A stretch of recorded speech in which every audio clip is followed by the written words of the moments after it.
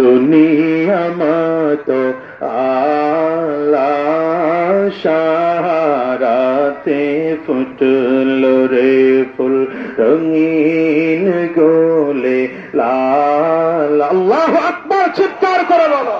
আমার হাবিবের এত দাম, রহমাতুল লিল আলামিনের এত দাম।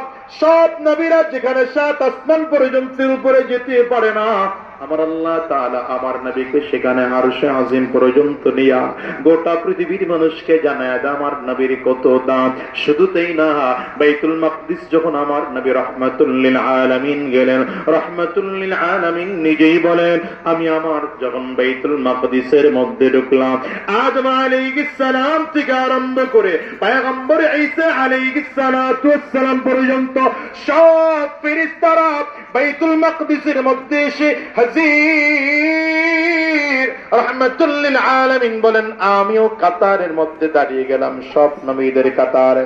মনে মনে চিন্তা, মনে হয় আজকের জিবরিল আমিন ইমামতি করবে।